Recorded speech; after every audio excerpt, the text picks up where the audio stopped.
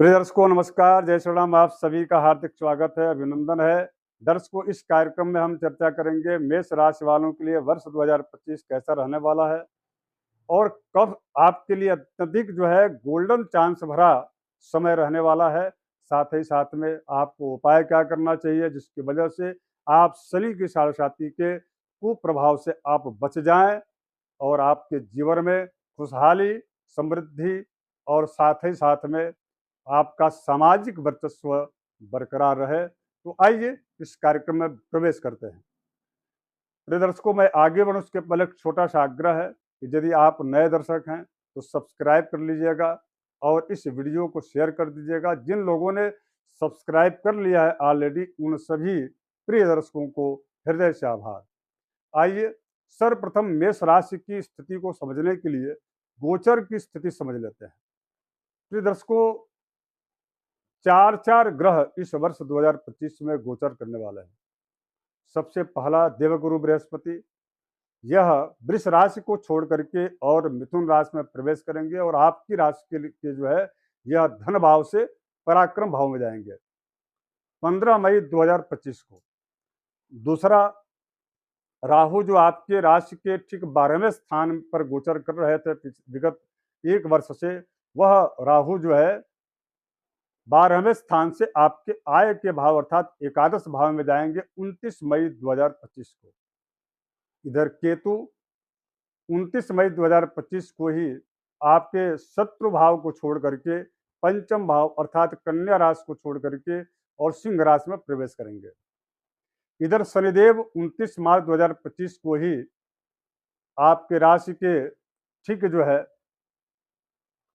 11वें स्थान को छोड़ करके 12वें स्थान में प्रवेश कर जाएंगे 29 मार्च 2025 को, जिसकी वजह से आपकी राशि शनि की साढ़ेसाती के प्रथम चक्र में आपकी राशि उसके प्रभाव में आ जाएगी। ये हो गया ग्रहों का गोचर। अब आपके लिए विशेष रूप से गोल्डन चांस कब कब रहेगा, तो प्रिय दर्शकों 29 मई 2025 से लेकर के और 29 जून 2025 तक शुक्र आपकी राशि के ठीक आपकी राशि पर गोचर करेंगे, जिनकी सीधी दृष्टि उनके कारक भाव सप्तम भाव पर होगी, जिसकी वजह से आपकी आर्थिक स्थिति अत्यधिक अच्छी रहेगी। यह कहा जा सकता है कि यह आपके लिए गोल्डन चांस रहेगा। इधर इसके पूर्व भी देखा जाए तो 28 जनवरी 2025 से लेकर के और 29 मई 2025 तक स्थिति जो सूर्य सिद्धांतीय जो शुक्र की रहेगी वह मीन राशि में ही रहेगी और बीच में 2 मार्च को ये वक्री भी होंगे, उसके बाद पुनः मीन राशि में ही मार्गी हो जाएंगे, लेकिन इतने लंबे समय तक ये मीन राशि में ही रहेंगे अर्थात आपकी राशि के ठीक 12वें स्थान पर रहेंगे।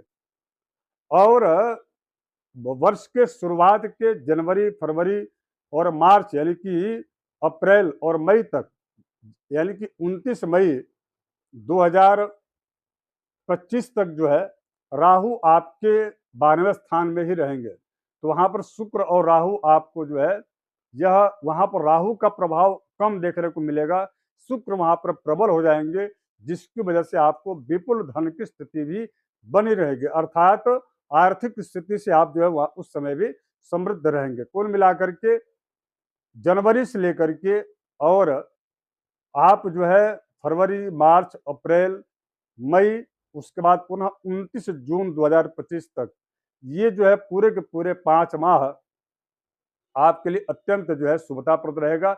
इसके बाद भी सितंबर माह रहेगा वो भी आपके लिए आर्थिक रूप से अत्यधिक अच्छा रहेगा, इसमें कोई संदेह नहीं है। इसलिए चूंकि शनिदेव आपके ठीक 12वें स्थान में प्रवेश करेंगे, राहु आपके एकादश स्थान में जब आ जाएंगे 29 मई 2025 को, तो राहु के आ जाने की वजह से भी आपकी आर्थिक स्थिति को समृद्धि प्रदान करेंगे, साथ ही साथ में कई सारे अनसुलझे कार्यों को सुलझा देंगे और कई सारे जो अवरुद्ध जो कार्य रुक गए थे उन कार्यों को गति प्रदान करके यह राहु आपको सफलतम व्यक्तित्व का धनी आपको प्रदर्शित कर देंगे, अर्थात उस दिशा की ओर आपको ले जाएंगे। तो कुल मिलाकर के इस प्रकार की स्थितियां आपको यह देखने को मिलेगी। अब आपके मन में प्रश्न आ रहा होगा कि तो शनि के साढ़े का प्रभाव अधिक कब देखने को मिलेगा। तो प्रिय दर्शकों, जिनकी राशि मेष है, आप आप ही को मैं कह रहा हूं, आपकी राशि मेष है, आप या आपका लग्न यदि मेष है और आपकी जन्म कुंडली में अगर यदि शनि अत्यधिक प्रबल स्थिति में है और वो यदि 6, 8 या 12वें स्थान में बैठे हुए हैं, तो ये शनि आपको अधिक अधिक से अधिक प्रभावित कर सकते हैं। जैसे अभी आपकी राशि के ठीक 12वें स्थान में शनि आ गया, तो शनि की साढ़े आ गई। उसी प्रकार से यदि अष्टम में रहेंगे तो ढैया रहेगी, और यदि छठे स्थान में रहेंगे तो भी शनि जो है ऋण में वृद्धि करते, इसलिए वहां पर भी इनका अच्छा फल नहीं कहा जाता। तो ऐसी स्थिति यदि होगी आपकी जन्म कुंडली में, तो ये शनिदेव नवंबर से लेकर के और ये दिसंबर तक, यानी कि पूरा ये वर्ष है, लगभग 3 से 4 माह आपको अत्यधिक, अक्टूबर से ही जो है देखा जाए तो 27 अक्टूबर के बाद से प्रारंभ हो जाएगा, तो 27 अक्टूबर के बाद से ही यह स्थिति शनिदेव की आपके लिए थोड़ा सा विपरीत स्थितियां लाएंगे। अर्थात उस समय आर्थिक, सामाजिक और पारिवारिक तीनों ही प्रकार के से जो है आपको मानसिक कष्ट देंगे, आर्थिक कष्ट देंगे, साथ ही साथ में परिवार के जो अपने आपके जो लोग होंगे वो आपका जो है साथ छोड़ करके दूर चले जाएंगे, अथवा आपसे जो है काफी नाराज और कट कर रहना शुरू कर देंगे, जिसकी वजह से मानसिक आपको क्लेश होगा। और प्राय प्राय अमूमन शनि की साढ़े में ये चीज होता ही है। तो उस समय आपको उपाय क्या करना है, इस कार्यक्रम के मैं लास्ट में बताऊंगा। इसके पूर्व आप ये समझ लीजिए कि इन 4 ग्रहों के गोचर का प्रभाव में केवल मात्र हमने आपको अभी तक शनि की साढ़े अर्थात शनि के गोचर का ही प्रभाव बताया। अब इनका दृष्टि प्रभाव भी आप समझ लीजिए। शनिदेव आपकी राशि से अभी मार्च तक, यानी कि 29 मार्च 2025 तक जो है आपकी राशि के 11वें स्थान में ही बने रहेंगे। उस समय तक स्थिति आपकी जो है बहुत प्रतिकूल स्थिति नहीं रहेगी, इसलिए क्योंकि उस समय तक जो है देवगुरु बृहस्पति आपके धन स्थान में आपके जो है आपके लिए धन की वृद्धि करेंगे, कुटुंबी जन आपके साथ होंगे और आपकी सामाजिक समरसता और सामाजिक जो आपकी पद प्रतिष्ठा को वह प्रतिष्ठित करते रहेंगे। इसलिए 29 मार्च 2025 तक तो आपको बिल्कुल भी घबराने की आवश्यकता नहीं है, बल्कि और तो जो है और विपुल धन योग जो है शुक्र भी बना करके मेष राशि वालों को 12, यानी कि मीन राशि में वह वक्री और मार्गी होकर के काफी लंबे समय तक रहेंगे, तो आपको वहां पर धन धन की स्थिति अच्छी आपकी सुदृढ़ बनाए रखेंगे। अब इसमें जो है 29 मार्च 2025 के बाद ये शनिदेव आपके लिए क्या करेंगे, तो आपके जो है धन भाव को दृष्टिगोचर करेंगे, इसके बाद से शत्रु भाव को दृष्टिगोचर करेंगे और भाग्य भाव को भी दृष्टिगोचर करेंगे। लेकिन इनका उतना प्रभाव भाग्य भाव पर नहीं दिखेगा, इसलिए क्योंकि गुरु आपके 29 मई 2000, यानी कि 1 महीने का बस मात्र केवल अंतर है, यानी कि 29 मार्च 2025 से लेकर के और जो है 15 मई 2025 के बीच की जो अवधि है, उतना ही आपको केवल मात्र सावधानी बरतना है। किसी को भी भूल करके भी आपको धन नहीं देना है, यानी कि उधारी उधारी नहीं देना है। और किसी भी प्रकार से डिजिटल क्षेत्र में, यानी कि आप यदि लेन देन कर रहे हैं तो आप अपने जो है जो पिन वगैरह होते हैं, पासवर्ड वगैरह होते हैं, उसको बहुत सावधानी से आपको उसको सुरक्षित रखना है। और किसी भी प्रकार की डिजिटली आपको जो है ठगी का शिकार अपने आप को न होने दें। ऐसा आपको निरंतर सजग और जागरूक रहने की समय आवश्यकता रहेगी। अच्छा, केवल मात्र डिजिटल नहीं, बल्कि इस समय आपको विशेष रूप से जो आप कहीं प्रॉपर्टी लेने जा रहे हैं अथवा वाहन लेने जा रहे हैं या कोई भी खरीदी कर रहे हैं या कोई व्यापार की शुरुआत कर रहे हैं, तो भी इस अवधि में, यानी कि 29 मार्च 2025 से लेकर के और 15 मई 2025 के बीच में बिल्कुल भी आपको सावधानी बरतना चाहिए।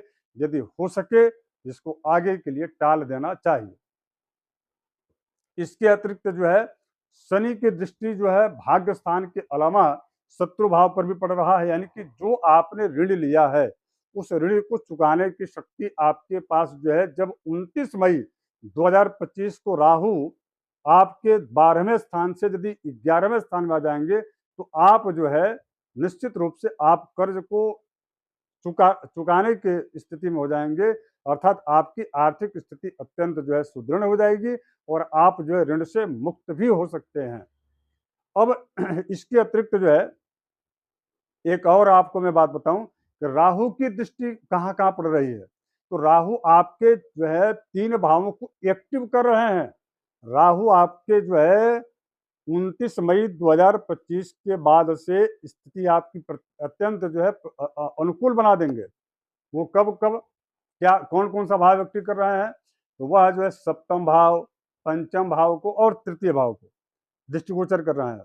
तृतीय भाव यानी कि 63 एकादशी राहु सर्वारिष्ट प्रशांत है। ये तीसरे, छठे और 11वें स्थान में जब भी राहु यदि दृष्टि करते हो, वहाँ दृष्टि डालते हो अथवा वहां पर मौजूद हों तो भी आपके लिए अत्यधिक जो है अनुकूलताप्रद स्थिति उत्पन्न कर देते हैं। विशेष करके इस कलियुग में तो राहु का अत्यधिक प्रभाव है। इसलिए मेष राशि वालों के लिए जो आपका पैसा लेकर के बिल्कुल आपसे जो है बात तक नहीं करता होगा, नहीं देता होगा, अथवा कहीं आपका पैसा ऐसा जगह लगा हुआ है जो आपको मिल नहीं रहा होगा, तो आप जो है उस राहु के इस राशि परिवर्तन का लाभ पूरा आपको मिलेगा, अर्थात आपको वह पैसा आपको वापस मिलने की स्थिति बन रही है इस वर्ष 2025 में, विशेष करके 29 मई 2025 के बाद। अब इसके बाद से केतु की स्थिति क्या रहेगी?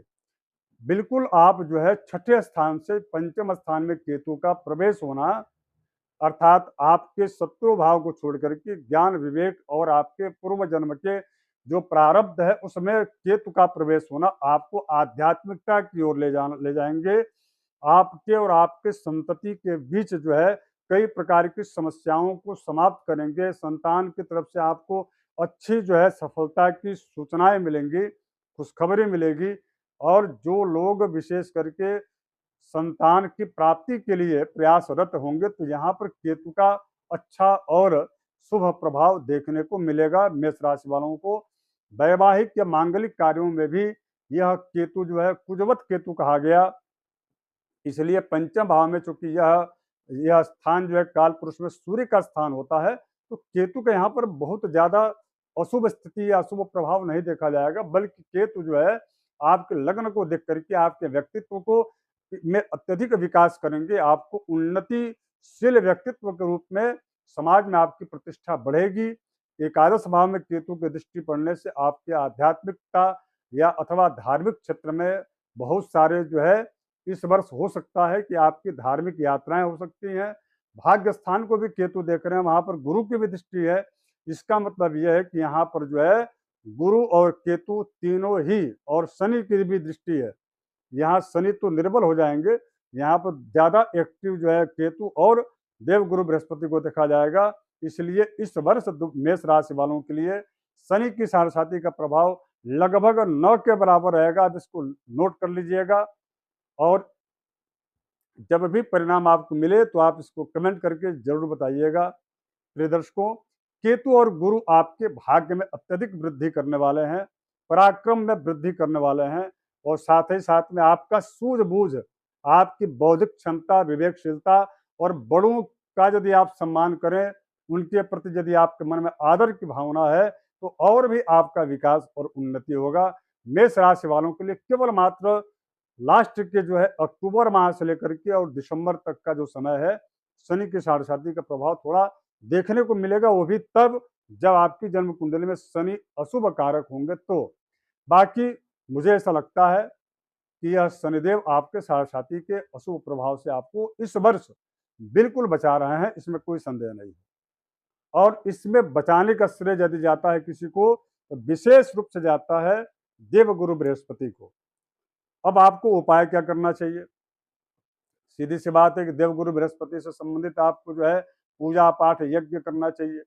देवगुरु बृहस्पति को कैसे प्रसन्न करते हैं, इसके लिए आप जो है अपने से वरिष्ठ जनों का सम्मान कीजिए। किसी भी देवस्थान में जाकर के, देवालय में जाकर के आप जो है उनके साफ सफाई के जो कार्य होता है उस मंदिर का, भगवान की सेवा जो होती है, उस भगवान की सेवा में आप जो है श्रमदान करें, अर्थात आप भी उसमें शामिल हो जाएं। देखिएगा आपको देवगुरु बृहस्पति अत्यधिक जो है आपको और सफलतम अवसर देना प्रारंभ कर देंगे। धन की स्थिति आपकी अत्यधिक जो है सुदृढ़ कर देंगे। इसके साथ साथ में दूसरा जो उपाय है वह उपाय यह है कि आप ओम ब्लिंग बृहस्पतये नमः इस मंत्र का आप जो है प्रतिदिन जप कर लीजिएगा। और तीसरा उपाय है कि शनिवार को पीपल वृक्ष में आप जो है गुड़ का रस आप जरूर चढ़ाइए और वहां पर जाकर के शनिदेव का प्रार्थना या प्रणाम करके उनका ध्यान करके भगवान विष्णु को वहां पर जो है पीला पुष्प जरूर चढ़ाइएगा। प्रत्येक शनिवार को इसका भी बहुत आपको अच्छा लाभ देखने को मिलेगा। अब चौथा भी उपाय आपको बता दूं कि आपको क्या करना चाहिए। तो जिनकी राशि मेष है उनको विशेष रूप से, क्योंकि शनि के साढ़े साथी में आप आ चुके हैं, इसलिए आप जो है विशेष रूप से लाल वस्त्रों का धारण करना, अथवा आप किसी भी प्रकार के ऐसे कार्यों को न करें। या गाड़ी भी यदि आपको लेना है, यदि आप अपने घर की रंगाई पुताई आप करना चाहते हैं तो भी उसको लाल रंग का आपको जो है त्याग कर देना चाहिए। साथ ही साथ में जहां पर आप जिस ऑफिस में बैठते हैं वहां पर भी यदि टेबल लाल रंग कलर का हो, उस पर जो है एक ग्रीन कलर की चटाई या मैट जो है बिछा करके, कपड़ा बिछा करके ही आप जो है कार्य को करें। इससे आपको मानसिक शांति मिलेगी और कार्य करने में आपकी जो है सूझबूझ और आपकी बौद्धिक क्षमता निश्चित रूप से आपको सफलता दिलाएगी, जिसकी वजह से आपका उस ऑफिस में वर्चस्व बढ़ेगा, कार्य करने की क्षमता बढ़ेगी। धन्यवाद, नमस्कार, जय श्री राम।